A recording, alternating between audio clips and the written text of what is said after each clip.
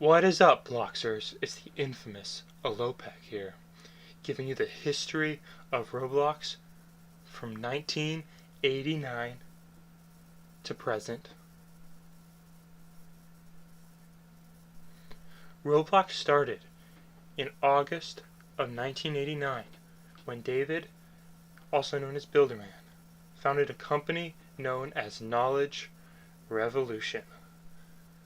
This company featured a general-purpose physics simulator known as Interactive Physics.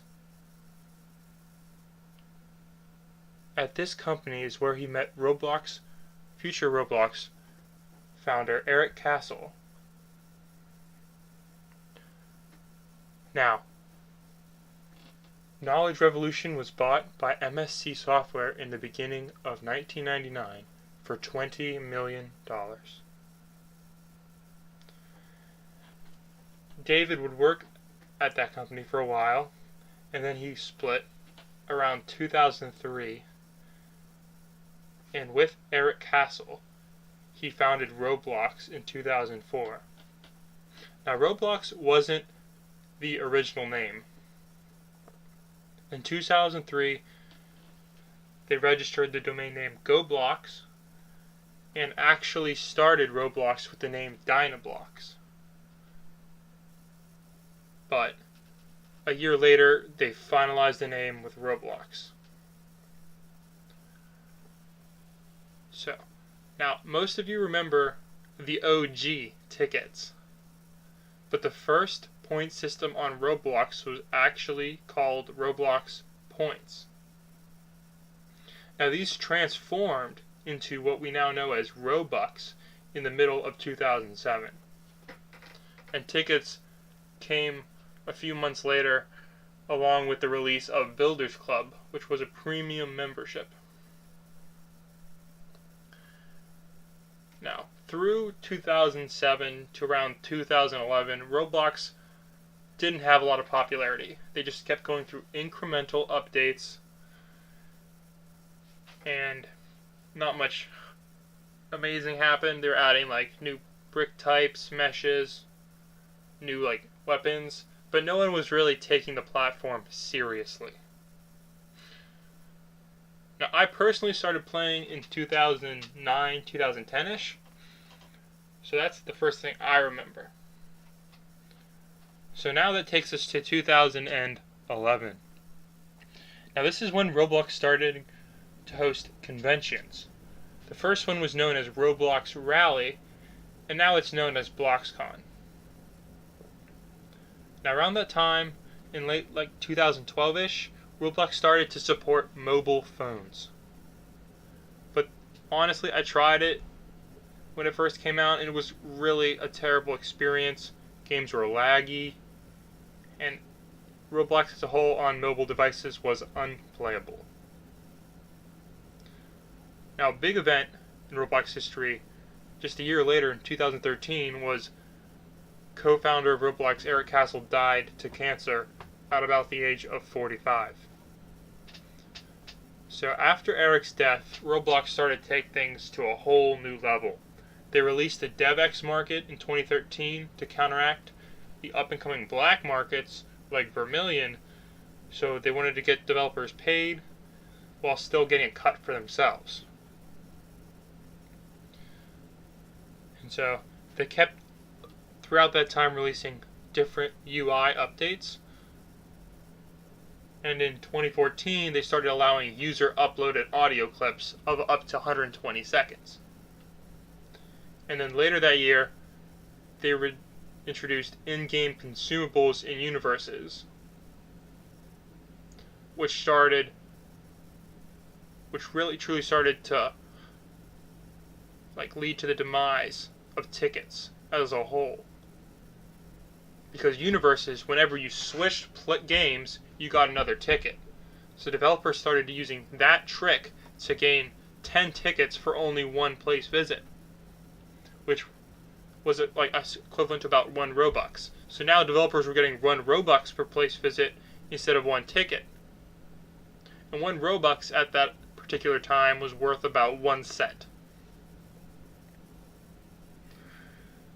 So also around the time, Roblox started revamping its rendering engine drastically to start supporting the in-game consumables universes, as well as speeding everything up. And also later that year, Roblox released player points and clan points to sort of create global leaderboards. But those global leaderboards would last about a year, and in 2015 they were pretty much completely removed in favor of game-specific leaderboards.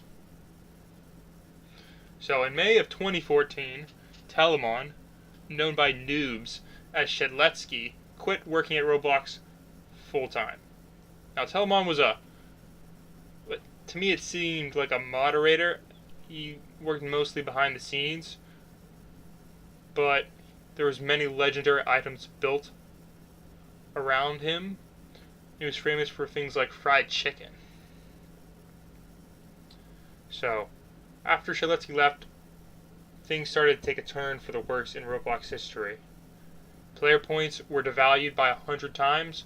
Roblox started spewing them out, leading to what I was talking about earlier, with the removal of the player points leaderboards. Also, they completely changed the new layout of Roblox, as well as removing tickets. So in 2015, Roblox turned friends into followers because they were noticing that people were using the friend tool not for their actual close friends, but for just acquaintances. And so Roblox turned friends into best friends and friends into followers. They also released some cool developer features like allowing groups to make games to share funds. So instead of one person getting all the money, they could split it across multiple developers. Also, they released new physics features that I don't want to bore you with. And then, as a general thing, 2015 was a pretty quiet year for Roblox.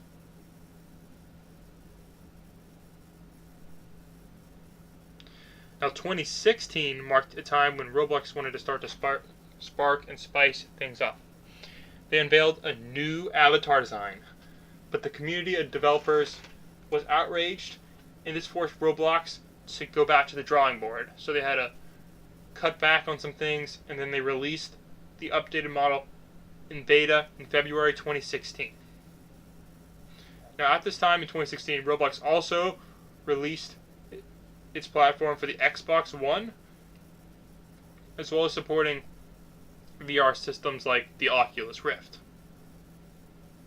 So now that takes us to 2017. 2017 started to mark a sharp rise in Roblox popularity.